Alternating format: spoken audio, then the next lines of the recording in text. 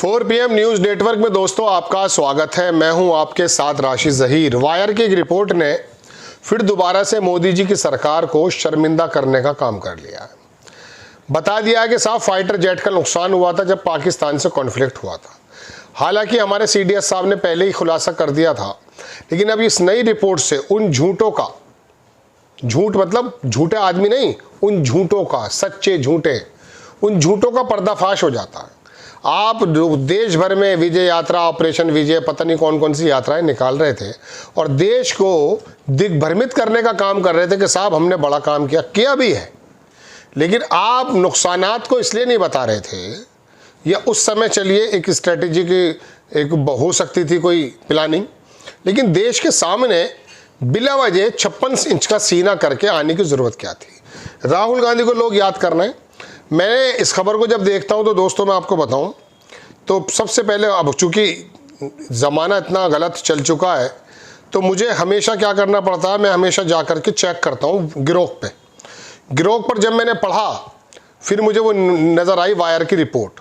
उसमें लिखा है कि वायर की 29 जून की 2025 की रिपोर्ट के अनुसार भारतीय रक्षा अटैच ने दावा किया है, ये भारतीय रक्षा सैन्य विभाग की रिपोर्ट है, कि मई 2025 में भारत पाकिस्तान के संघर्ष के दौरान भारतीय वायुसेना यानी कि IAF के लड़ाकू विमानों को नुकसान का कारण राजनीतिक नेतृत्व की बाधाएं थीं। जब सारी की सारी चीजें राजनीतिक मकसद हासिल करने के लिए होती हैं ना, तो फिर वो देश तरक्की नहीं करता। आप सऊदी अरब से ऐसे आए थे, लग ये रहा था कि पाकिस्तान को भस्म कर देंगे, बीच में खाना भी छोड़ दिया था शायद, लेकिन उतरे सीधे बिहार चले गए और बिहार के अंदर जाके वो राजनीतिक जो है मंच को सजा दिया। तो आगे लिखा राजनीतिक नेतृत्व की बाधाएं थी। ये बयान इंडोनेशियाई वायुसेना विश्वविद्यालय में एक सेमिनार के दौरान सामने आया, जहां भारत के नौसेना कैप्टन शिव कुमार उपस्थित थे। रिपोर्ट में कहा कि IAF ने ऑपरेशन सिंदूर के तहत 7 से 10 मई 2025 को पाकिस्तान के 11 हवाई अड्डों और राजनीतिक ठिकानों पर सटीक हमले किए। सही बात है, जिसमें ब्रह्मोस क्रूज मिसाइलों और हरप लो लाइटरिंग म्यूनिशन का उपयोग किया गया। रिपोर्ट में यह उल्लेख है कि पाकिस्तान ने दावा किया कि उसने 6 भारतीय विमानों को मार गिराया, जिसमें 3 राफेल, 1 सुखोई, 1 Su-30 S-30 जो रशिया वाला है, MiG-29 और एक अन्य विमान शामिल थे। हालांकि भारत के chief of defence staff general Anil Chauhan ने इन दावों को पूरी तरह से गलत बताया, लेकिन ये स्वीकार किया कि IAF को कुछ नुकसान हुआ है। वायर ने यह भी बताया, द वायर की रिपोर्ट है, वायर ने यह भी बताया कि विपक्षी नेताओं, विपक्ष रूप से कांग्रेस ने जनरल चौहान के बयान के आधार पर रक्षा तैयारियों की समीक्षा की मांग की थी, जिसमें राहुल गांधी का नाम नहीं लिया गया, लेकिन उनके पहले के रक्षा नीति संबंधी बयानों को X पर कुछ यूजर ने सही ठहराने की कोशिश की। राहुल गांधी ने इस विशिष्ट घटना पर कोई सीधा बयान नहीं दिया। विमान राजनीतिक बाधाओं के कारण गिरे, लेकिन विपक्ष ने सामान्य रूप से रक्षा रणनीतियों पर सवाल उठाए। यदि आप वायर की किसी रिपोर्ट, उसको छोड़ दीजिए, ये गिरोह ने लिखा है, जिसका मैंने आपको वायर की रिपोर्ट का हवाला दिया, अंग्रेजी में भी ये है। ये मैं इसके स्क्रीनशॉट्स ले लेता हूँ आपके सामने, ताकि आपको इस तमाम चीज़ें मिल जाएं। दोस्तों बात यह है, प्रशांत किशोर को जानते हैं, बिहार में इलेक्शन लड़ रहे हैं। वो अभी सिमता, क्या नाम है उसका, ANI की जो डायरेक्टर, नाम मेरे जहन से निकल रहा है, शायद सिमता प्रकाश है, उससे बातों का जवाब दे रहे थे कि जब आप ये कह रहे हैं कि हमने बड़ा शानदार काम किया है, तो 2 दिन की जगह 4 दिन चला देते इस काम को। जो POK जिसके बारे में बड़ा सीना चौड़ा करके कहते हैं आप, वो वापस आ जाता, लेकिन ऐसा नहीं हुआ है। इसका मतलब ये है कि जो बात आप बता रहे हैं वो है नहीं। उन्होंने कहा मैं ट्रंप की बात को नहीं मानूंगा, मैं तो दरअसल मानना ये चाहता हूं जो हमारे विदेश मंत्री और हमारे मोदी जी ने कहा है। बात बिल्कुल ठीक है। अब इसमें राजनीतिक बाध्यताएं क्या हैं, ये है सोचने की बात। आपको याद होगा कि विदेश मंत्री का बयान आया था कि हमने इन्फॉर्म कर दिया था।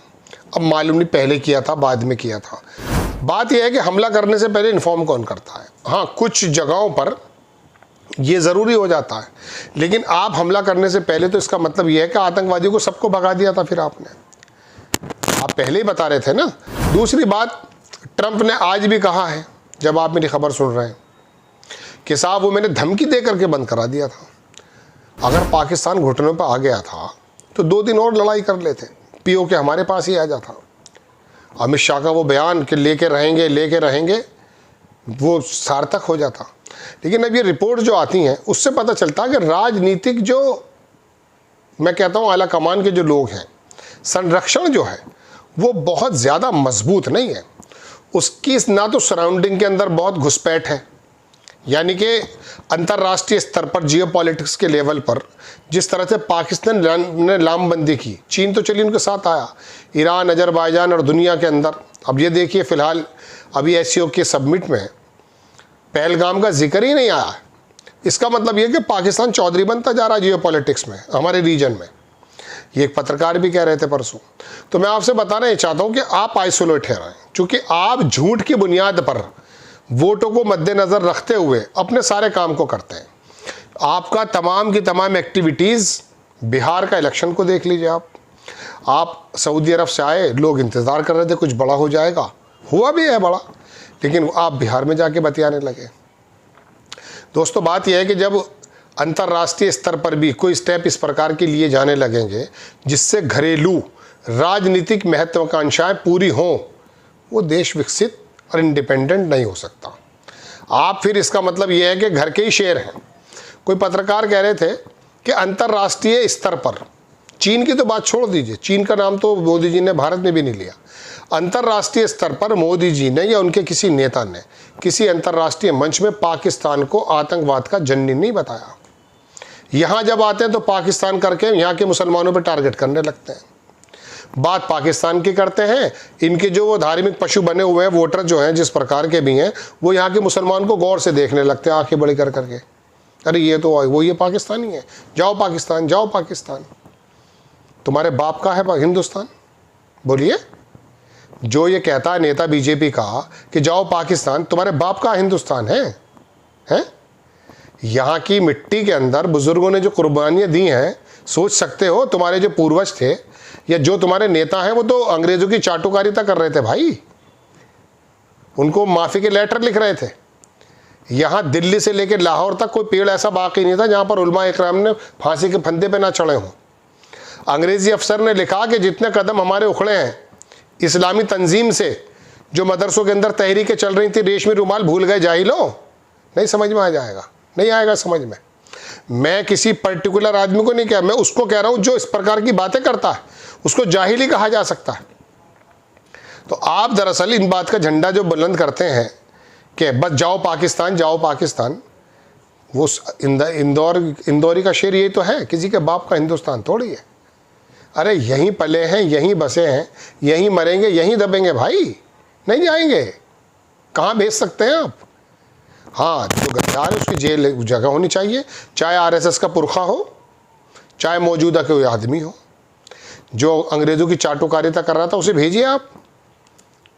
जो संविधान पर, देश के लोकतंत्र पर विश्वास नहीं रखते हैं उनको भेजिए। जो मनुस्मृति को लागू कराना चाहते हैं भेजिए जेल उनको। जय हिंद।